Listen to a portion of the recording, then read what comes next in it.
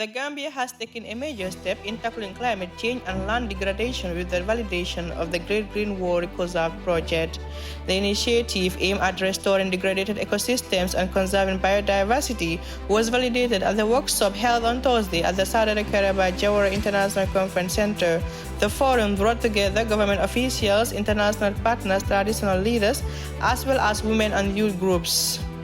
Lamin Kamara, Director of Intersectoral Services at the National Environment Agency, highlighted that the project is part of a broader African-led effort to restore 100 million hectares of degraded land by 2030. He emphasized that climate change, land degradation, and poverty are shared challenges that require collective solutions. There is a target for this initiative, and the areas that they want to focus on are also very huge. And it is estimated that about 33 billion is required to do these initiatives, and the Gambia is part of that. And this is why the Gambia government, through the National Environment Agency, partnered with UNEP and other key stakeholders here to develop a project document in order to join the rest of the regional countries to fight against addressing some of these things. And some of you you played a very important role as far as this is concerned. I could recall your team or groups were consulted, and you valuable inputs, information or data that you shared with our key technician, that is the consultant, made it possible for us to be here today. Of course, we all agree that it's a concern to the country, and we participated immensely. And this is why you are here today to look at this project document that we prepared together in order to see the adequacy of it and see some of the key areas that we might still add some other important things there, but also align with our existing efforts that we have within our areas or within the project intervention area. So this is. Executive Director Dr. Dawda described the Great Green Wall as an imaginary wall with real solutions, stressing that human activity, not divine will, drives environmental decline. He called on communities and regions to work together to restore ecosystems for the benefit of future generations.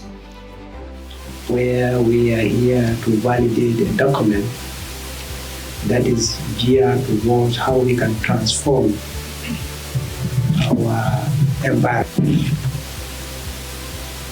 As highlighted by the chair, the Green Wall Initiative has been on for a long period of time. And in this situation, the Gambia has become part of 11 other countries who joined the wall to transform our environment by creating an imaginary kind of wall. The wall actually is an imaginary wall. It is there to at least create and develop a lot of issues that are there to address the environmental problem, particularly Deputy Permanent Secretary at the Ministry of Environment, Climate Change and Natural Resources, Madam Bintu Gazama-Jambere, affirmed the government's commitment to the project, noting its alignment with the national development priorities and the Sustainable Development Goals. High table, distinguished guests, ladies and gentlemen, the press, I greet you all. I'm reading this statement on behalf of the Honorable Minister of Environment, Climate Change and Natural Resources, and it reads, "It is with immense pride and profound sense of purpose that I stand before you today to validate the Great Green Wall Initiative project.